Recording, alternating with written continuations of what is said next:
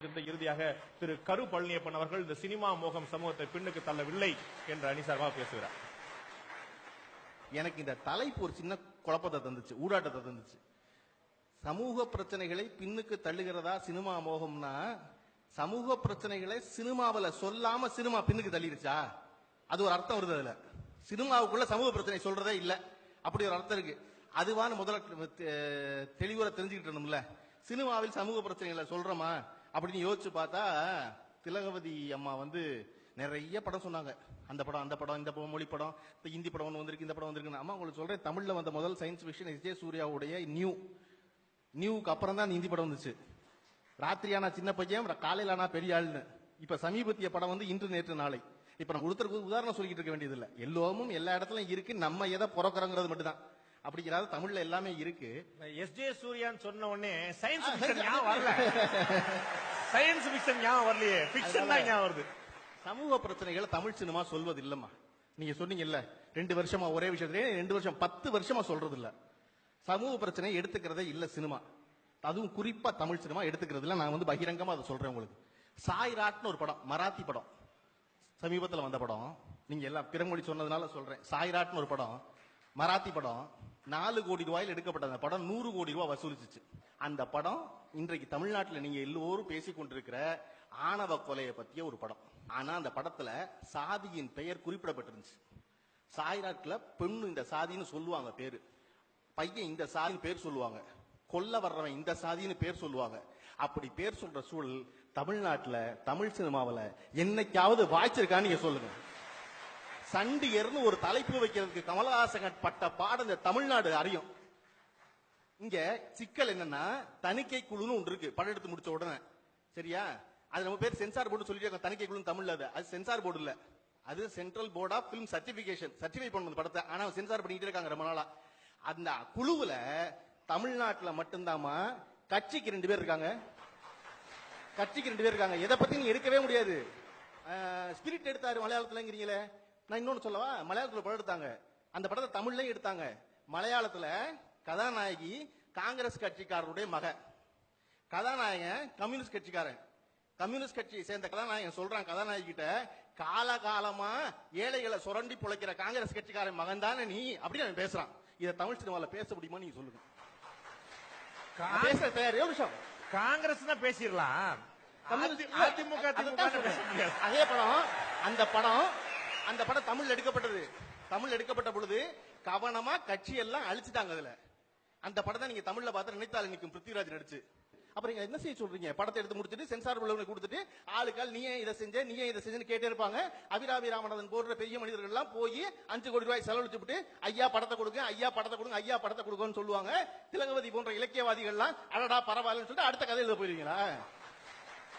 இந்த பிரச்சனைங்க நம்ம பேச வந்தது சினிமா மோகம் சமூக பிரச்சனைகளை பின்னுக்கு தள்ளுகிறதா? சினிமா நல்லதா கெட்டதா, நல்ல சினிமா எடுக்கிறீங்களா இல்லையாங்கிறதெல்லாம் தனியா பேசுவோம் நம்ம, சரியா? நானே கெட்டது எடுக்குதுன்னு சொல்லுவேன், நல்லது எடுக்குதுன்னு சொல்லுவேன், அதெல்லாம் வேற. சமூக பிரச்சனைகளை கவனிக்க விடாமல் சினிமா பின்னுக்கு தள்ளுகிறதா அப்படின்னா நீங்களே நல்லா எல்லாரும் யோசிச்சு பாத்துக்கங்க. தள்ளுதான், தள்ளது. அரசியல் தலைவருடைய பெயரே தெரியல, ஆனா இன்னைக்கு நடிகனுடைய பெயர் தெரியுதுன்னு சொல்லி இருந்தாங்க. எந்த அரசியல் கட்சி தலைவருடைய பெயர் நினைவில் கொள்ளும் அளவு சிறப்பான ஒரு தலைவர் சொல்லுங்க நீங்க, நான் ஞாபகம் வச்சுக்கிறேன். 5 வருஷத்துக்குள்ள தன் நிலைப்பாட மாத்திக்காத ஒரே ஒரு தலைவன் சொல்லுங்க, நான் ஞாபகம் வச்சுக்கிட்டேங்க. நடிகன் எதுக்கு வந்தான்? நடிக்க வந்தான். அவன் நல்லா நடிக்கிறான், ஞாபகம் வச்சிருக்கான். வந்த தொழில ஒழுங்கா பார்த்து நடிக்க வச்சிருக்கான். அரசியல்வாதி சேவை செய்ய வந்தான், எவனுமே சேவை செய்யல, ஏன் ஞாபகம் வச்சுக்கணும்? நடிகன் பூரா அரசியல்வாதி வந்துடுறானே, அதான் சொல்றேன். நடிகன் தான் அரசியல்வாதியா வர்றான். ஏன் அவன் நம்புறான்? ஆகா நம்ம நல்லா நடிச்சோம், நம்ம எதுக்கு லாயக்குன்னு முடிவு பண்ணிட்டான் போல நினைக்கிறான். அது உங்க தப்பு, அது அவன் தப்பு இல்லையே, அது உங்க தப்பு. பட்ஜெட் கூட்டத்தொடர் நடந்ததே, அதை பற்றி யாரையும் விவாதிக்கவில்லையே. நான் கேட்கிறேன், தேர்ந்தெடுக்க போட்ட உள்ள போனாலே விவாதிக்கலையே. 234 பேரு வலுவான எதிர்கட்சி, 99 பேர் எதிர்பக்கம். 99 இந்த பக்கம் கழிச்சிட்டோம்னா மிச்சம் 135. இந்த 135 பேச போறதுல எனக்கு தெரியும். அந்த 99 பேசலாம் இல்லையா? அந்த 99 பேசாம இருப்பதற்கான காரணம் என்ன அப்படின்னா, என் தலைவன் அவன் பேர் சொல்லி அழைத்தாங்க. பரவாயில்ல, அவமானப்படுத்தினா பரவாயில்ல, இவனை கிளிப்போம்டா நாரா. என் தலைவன் பேர் சொல்வதற்கு நீ எல்லாம் கொடுத்து வச்சிருக்கணும்டா.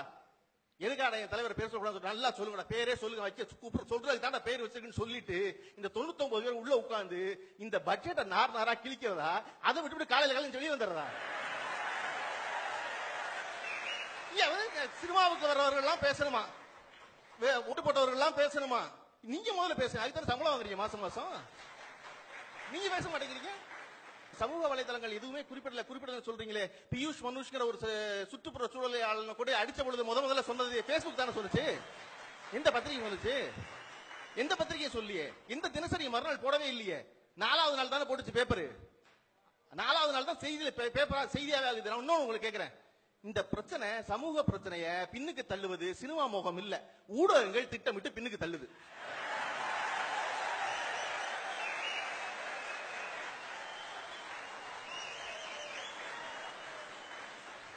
ஊடகம் முடிவு பண்ணுது இத செய்தியை குறுப்பமா வேண்டாமான்னு, இல்லையா? ஒருத்தன் மதுரையில லெனின் ஒரு பையன் கடன் வாங்குறான் படிக்கிறதுக்கு ஒருத்தன் கடன் கொடுக்கறதே இந்த நாட்டின் கேவலம். ஒருத்தன் கடன் கொடுத்தா படிக்க வைப்பீங்க? படிப்பு என்பது அத்தியாவசியம் இல்லையா இந்த நாட்டுல? படிப்புக்கு கடன் ரைட்டு, கடன் கொடுத்தாச்சு. அந்த கடன் தெளிவுற சொல்லுது ஓராண்டுக்கு வட்டி கிடையாது படிப்பு முடிஞ்சதுல இருந்து. அதற்கு பிறகு 11.10 11.15% தான் வட்டி. இப்ப கடன் கொடுத்த ஸ்டேட் வங்கி என்ன செய்யுமா, பாரத ஸ்டேட் வங்கி கடனை வசூலிக்கிறது ரிலையன்ஸ் ஒப்படைக்குமா. சரியா? ரிலையன்ஸ் பத்தி அப்புறம் சொல்றேன். அந்த ரிலையன்ஸ் என்ன செய்யுமா, அந்த பையன் கிட்ட ஒரே நாள்ல 2,48,000 ரூபாய் அடுத்த வியாழக்கிழமை கட்டுப்பான்னு சொல்லுமா. நான் கேட்கிறேன்டா, நீங்க ஒரு வருஷம் கழிச்சு கட்டணும். 2014 கடன் முடிஞ்சாங்க, கடன் 2015 வரைக்கும் கடன் கிடையாது, கட்ட வேண்டாம். 2015 to 16க்கு 11% வட்டி ஓட்டம்னா 1,90,000 ரூபாய் வாங்கியிருக்கான். 2,11,000 ரூபாய் கட்டணும். எங்க இருந்துச்சு? 2,48,000 வந்து இருந்துச்சு. உங்க சட்டம் சொல்லுது மாசம் மாசம் 5,000 ரூபாய் மேனிக்கு 60 தவணையில அந்த பையன் கட்டலாம்னு சொல்லுது. அவன் எப்படி ஒரே தவணையில கட்ட சொன்ன? அது ஏன் யாருமே கேட்கல? என்ன அப்ப யாருமே கேட்கல? தொடர்ச்சியா ஏன் கேட்கல?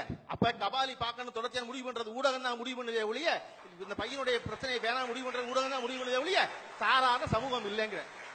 இந்த கடன் வசூலிக்க முடிச்ச ரிலையன்ஸ், அந்த ரிலையன்ஸ் உடைய கடன் எவ்வளவுனா இந்த இந்தியாவில் 1,250,000 கோடிக்கு ரிலையன்ஸ் கட்ட வேண்டியது கடன். யாரு இருக்கிறதுல பெரிய அயோக்கியம் எவனோ அவனுக்கு யோக்கியம் பட்ட கட்டி அனுப்பிச்சிருக்காங்க, போய் வாங்கடா அந்த படம் தானே. சரி, இது இப்படி நம்முடைய முடிச்சறேன், நீ மணி எடுத்து முடிச்சறேன். இல்லாட்டி ஊடக நடுநிலையா செயல்பட சொல்லுவீங்க. மக்கள் ஒரு சினிமாவிற்காக அப்படியெல்லாம் சமூக பிரச்சனையை பின்னுக்கு தள்ளவே மாட்டாங்க. ஏன்னா அபிராமி ராமநாதன் சார் சொன்ன மாதிரி, அவராக முதல்லயே மோகன்ராம் சார் சொன்ன மாதிரி, வெள்ளம் பெருக்கெடுத்து ஓடுனா அரங்குகளை மூடிட்டு எல்லாரும் தங்குவதற்கான இடமாத்தான் அரங்குகளை வச்சிருக்காரு அபிராமி ராமநாதன் போன்றோர். அப்படிங்கும் போது இங்க பிரச்சனை பெருசா இருக்கும் பொழுது கண்டிப்பா மக்கள் அதுக்காக நிற்பாங்க. இன்னொரு முறை வாய்ப்பு இருக்கும் பொழுது நான் பேச வேண்டிய அவசியம் இல்லாமல், எதிர்க்கத்தை நீங்கள் சொல்லாமல் தான் நான் பேச வேண்டிய அவசியம் இல்லாமல்